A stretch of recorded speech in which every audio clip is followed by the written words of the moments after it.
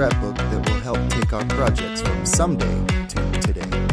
We're your typical odd couple with too many old cars and new projects. Between the two of us, it's always something.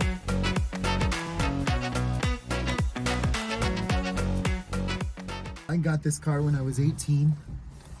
I spotted it in someone's driveway when I was on my way. I just saw it and I had to have it. So I turned around, I pulled in the driveway and begged the guy to trade me 2 Dodge Darts that I had for it. Luckily he was into Dodge Darts, so it was a pretty easy trade. And then I got it home, and basically it had set since 1982 was the last time it was tagged. And this was 2004 when I got this car. And I was driving it that very night. That very night I was able to drive it. It's been back and forth to California. It's been everywhere. It's been a really dependable car. But I wanted to make a hot rod out of it, so I put a V8 in it, and it's been nothing but trouble ever since. So that's what we're determining today. Are we keeping the V8, or are we going back with a 6-cylinder? I'm kind of leaning towards a 6-cylinder.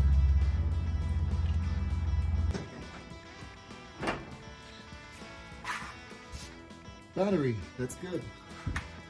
And everything around here has a battery. It's true. Now, what kind of engine are we looking at? For those people who don't know. This is an AMC 360, an 85 model. It came out of a Wagoneer. It's been bored 40 over. It has a good cam in it, an intake. Full barrel, HEI ignition, but other than that, it's pretty stock.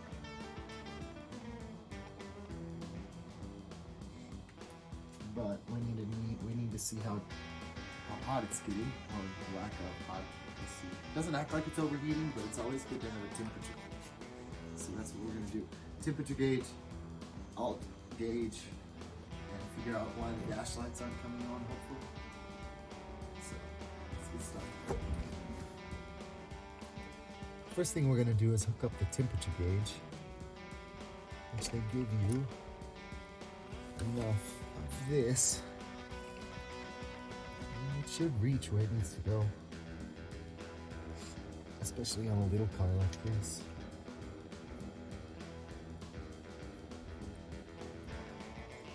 It might be tough to get this to go for the Lincoln, but let's see. Try not to get it tangled up into everything. Poke it through your firewall.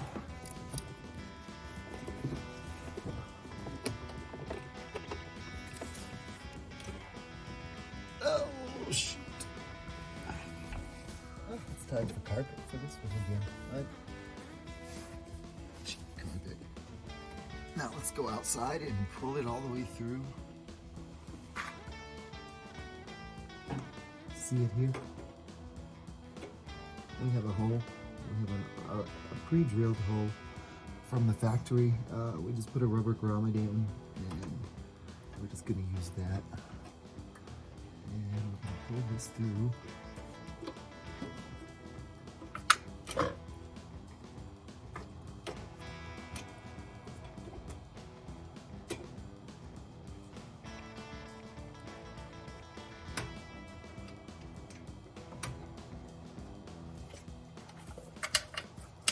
We're going to be running it this way.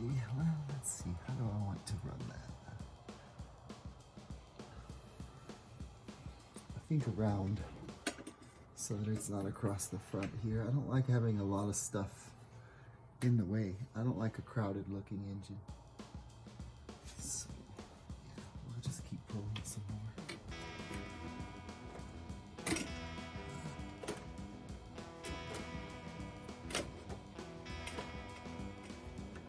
That should be more than enough. Go. See this here? This is some sort of little plug that is just in this hole for now. It's a little 3-prong plug here. We're going to be putting this in that hole, and this will tell us what the water temperature is on this 360.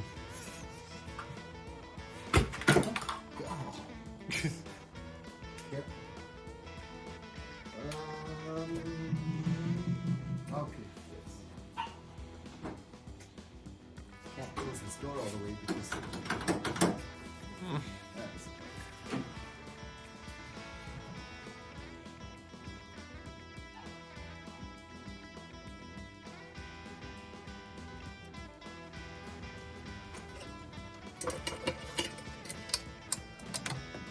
let's get some stuff to put on there. This stuff. What are we putting on there? Gray gasket maker. Oh god. Oh god.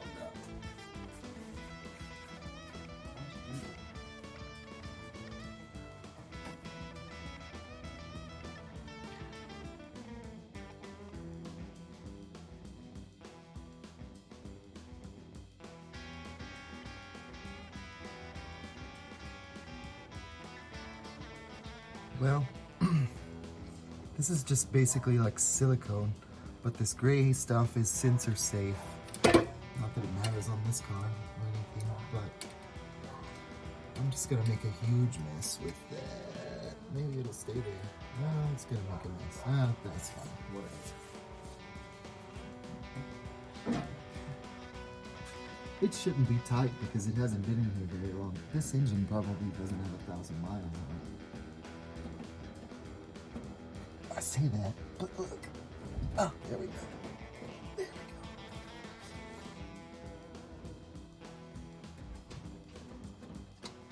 Jeez. That gets so tight.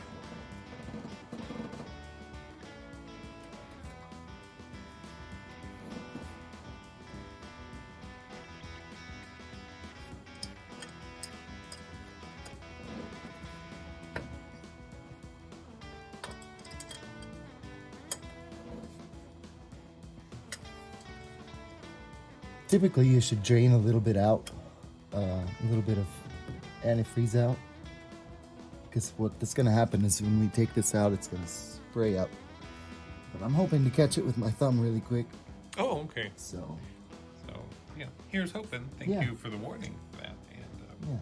you guys have safety belt. I'm just going to put my head up over that. I mean, it's not going to spray hard.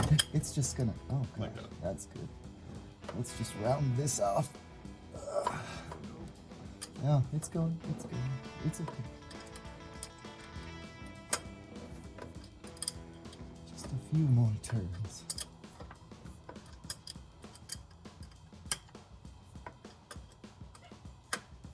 I just don't have a drain pan that's clean to drain antifreeze in, and I don't want to just drain it on the floor. No, because we have done. Exactly. So that's why I'm gonna try this. Let's see if it works. I hope that's the right size and I don't have to use it in diaper. I would just be too lucky.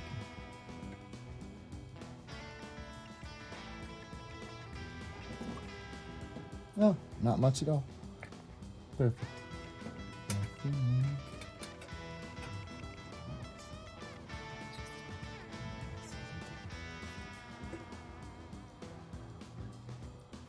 And so you put the gasket stuff on there for why? Just to make sure it has a good seal on it? Yeah.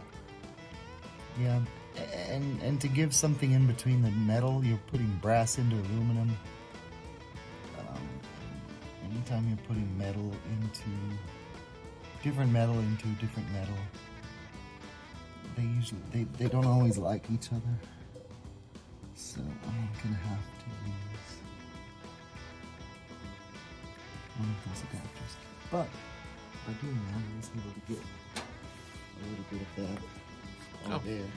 That is good. Apparently, the little base that this little hooskow has to go into. All right then. A little hooskow. Yeah, not hooskow.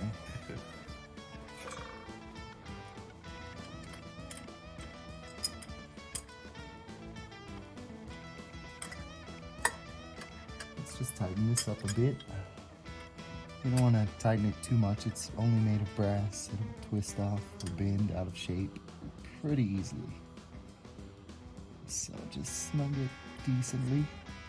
And then this. She goes just like that.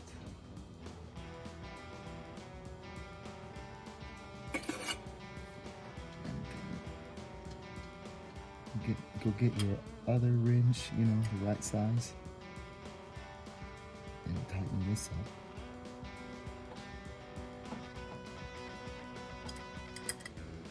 Just snug.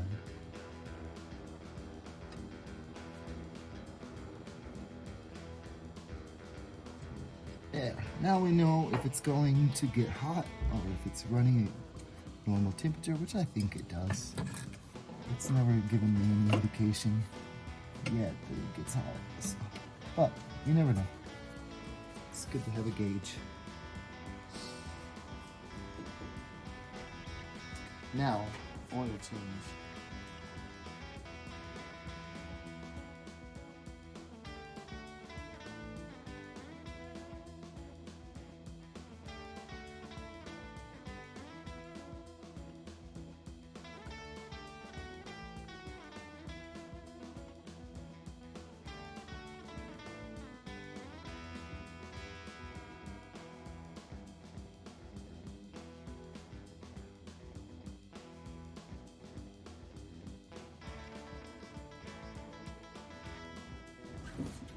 Let's see if it starts now.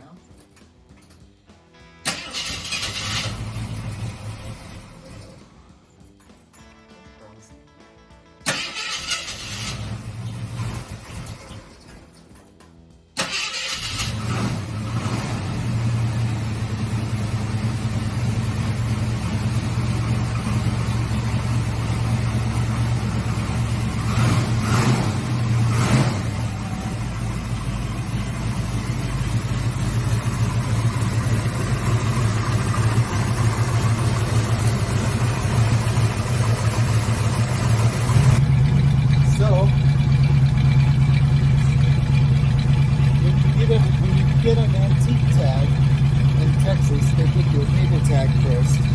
So you don't have a regular license plate unless you have an old one. I don't know what I did with the old one, but I do have the original one and the original license plate cover that I've repainted. I'm going to unmask this, put it together. I have the original plate on this car for the first time and covered for 20 years.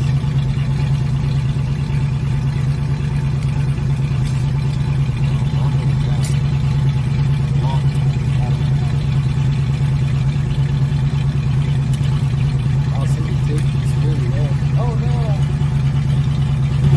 So I'd like to order a new one anyway. Because this one's all pitted. It's like not in the best shape anyway.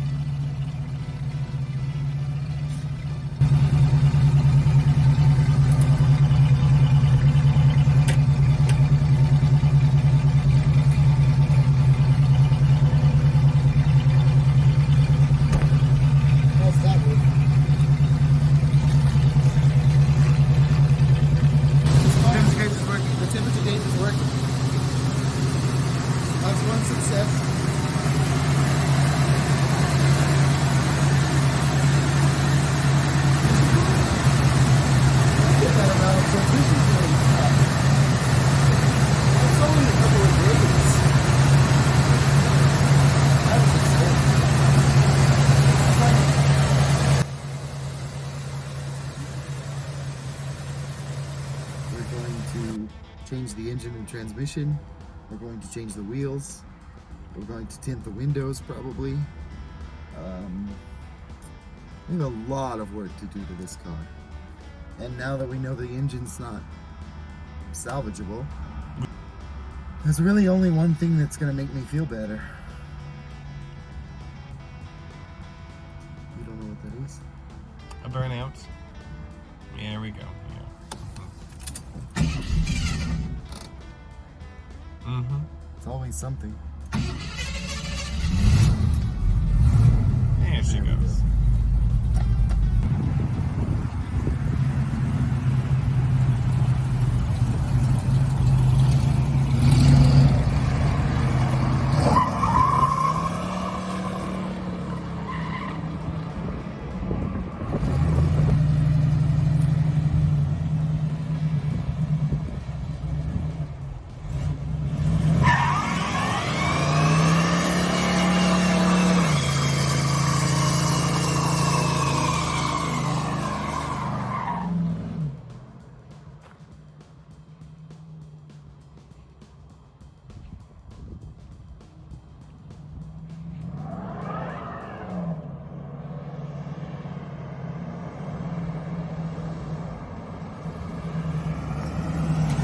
Necessarily a win for us. A couple of things didn't get done.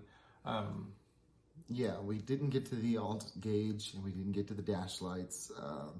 The engine is in such a shape that there's no reason to continue with this project at the moment. The oil's full of metal shavings and it has some internal noise that's disheartening. So it's going to go in the back burner and we will come back to it at another time. I have a 4-liter out of a 90s Jeep with an automatic overdrive that might go in it. That could be fun. But we'll see. Yeah. Gremlin is one of our favorites. It'll make its return again, but it just needs it's one of those that needs the most amount of work. So it's going to be a big video in the future. Stay tuned. Give us a like, comment if you're feeling friendly, and subscribe to us. Click that bell. Thanks.